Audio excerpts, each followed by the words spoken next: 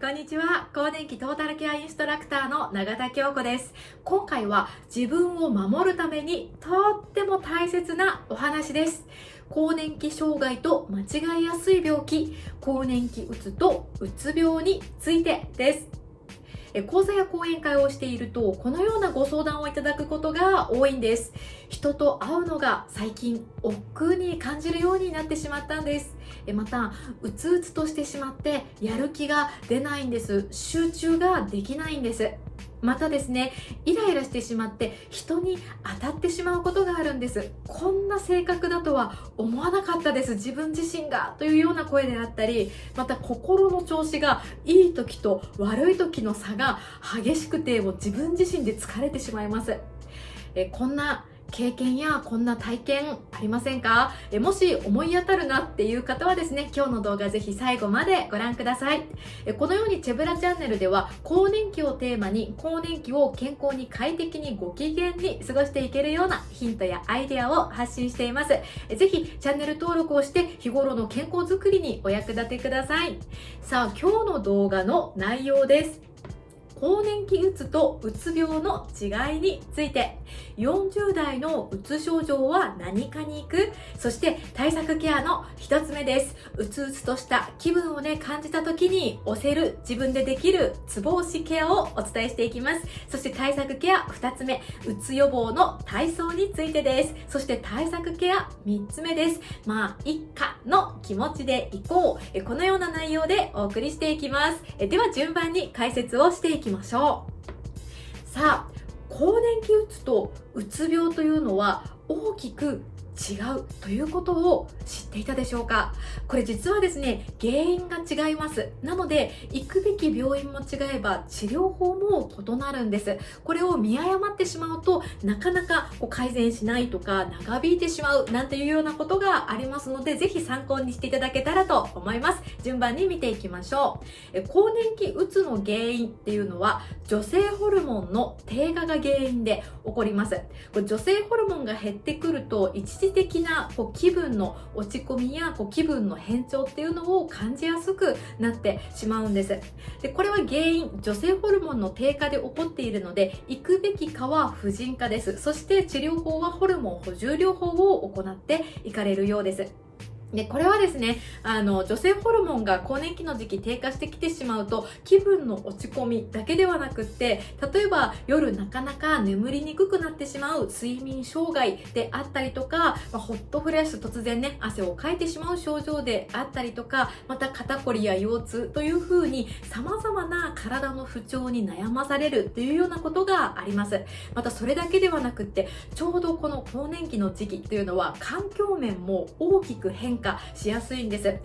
えば親の介護が始まってくる、また子供が巣立っていってしまう、そして仕事でも責任ある立場になってくるというように、例えばですね、このように体の不調、そして環境変化、こんな様々なことが重なってくると、もうどんな方でも気がめいってしまうというのは想像ができますよね。そんな大きな変化の中にいるっていうのが更年期なんです。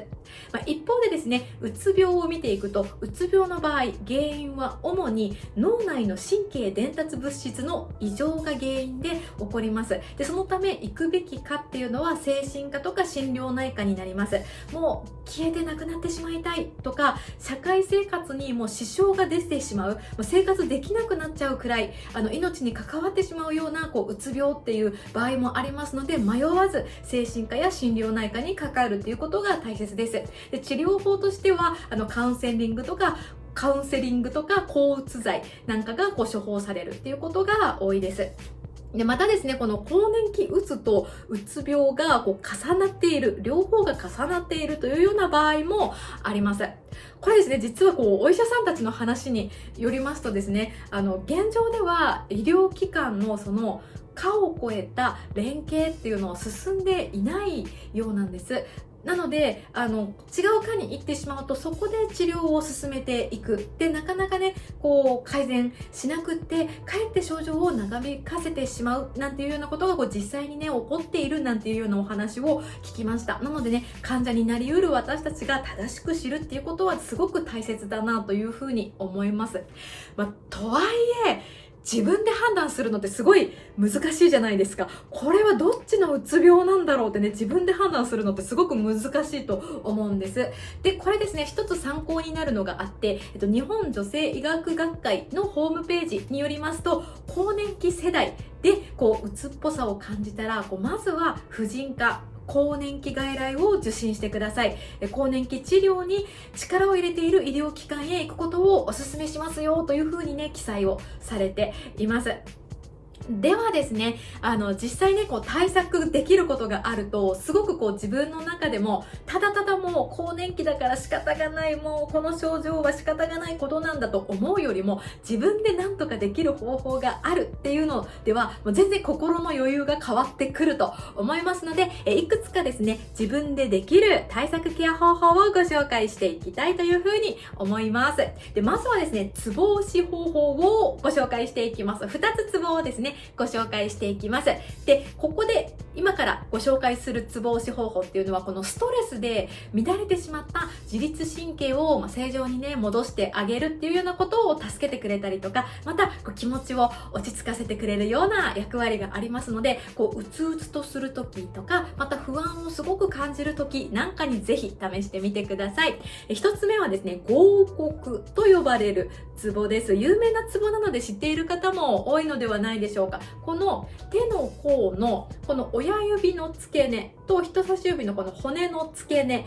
のこのちょうど中央側のやや人差し指側にあるツボです。これ押し方なんですけれども、反対側の手をね、ぐっと当てていただいて、で、少し若干人差し指側に向かってぐーっとね、この親指の付け根を押すようにしてみてください。結構ね、人によっては痛いみたいにね、感じられる方もいらっしゃるかもしれません。ご自分で痛気持ちいいなって思う程度の圧で、5秒かける5回程度をですね、押してください。で、ここのツボね、揉み込んでいただいても OK です。で、右手も左手も両方ありますのでね、両方試してみてください。合谷と呼ばれるツボです。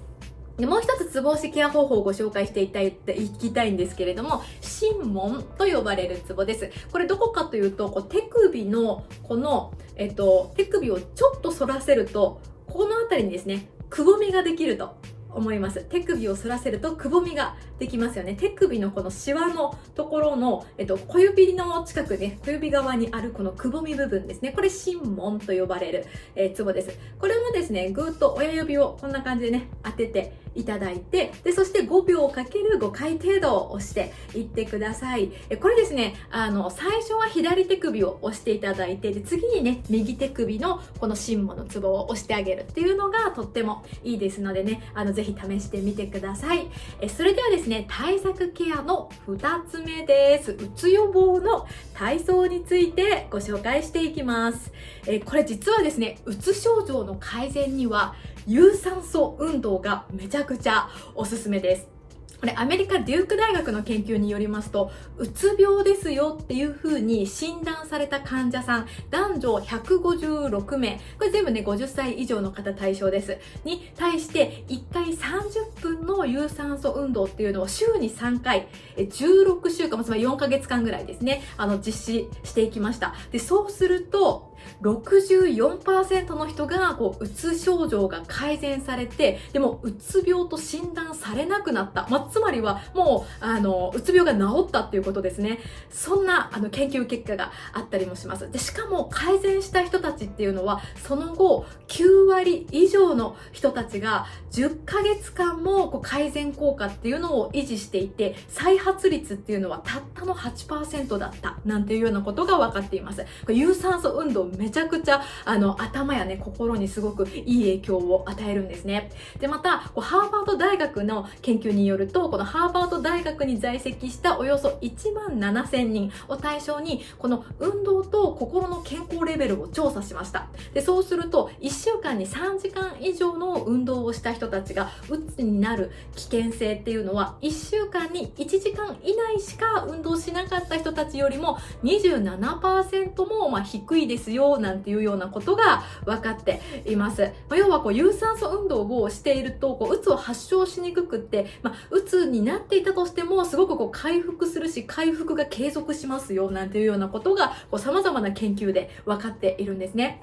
で、おすすめなのは有酸素運動です。有酸素運動、例えばね、ウォーキングとか、あとね、軽いランニングとか、水泳とかもね、有酸素運動ですね。有酸素運動がとってもおすすめです。ではですね、対策ケア方法3つ目。いっかの気持ちでいこうです。更年期うつの場合っていうのは、女性ホルモンの切り替えに体が慣れて、自律神経が安定すればですね、実は体の不調もこのうつうつとした気分からも解放されます。落ち着いていくわけなんですね。私この NPO 法人チェブラっていう更年期サポートの団体を立ち上げて運営をしているんですけれども、この団体を立ち上げた時、1000名を超える女性たち1014名に更年期に関するアンケート調査を実施しました。で、そうすると更年期を抜けたらですね、霧が晴れるようにすっきりしたっていう声をすごくたくさん聞いたんですね。教えていただいたんですね。なので更年期っていうこの時期はですね、女性ホルモンが体の中で大きく変動しているこの時期っていうのはいつもと違うんだよっていうことを思い出していただいて、焦らずいつもよりもスローペースで OK とか、立ち止まっても大丈夫 OK というふうに言い聞かせてみるというのも一つの方法だと思います。思い通りにならないことが時にありますよね。自分の心や体が思い通りにならないことがあるんです。そんな時もいっかっていう風にも言い聞かせる、そんなね、大きな気持ちで過ごしていきましょう。更年期にはですね、必ず終わりがあるんです。更年期には必ず終わりがありますから、大切な決断っていうのはもう焦らずに体調のいい時にしていきましょうね。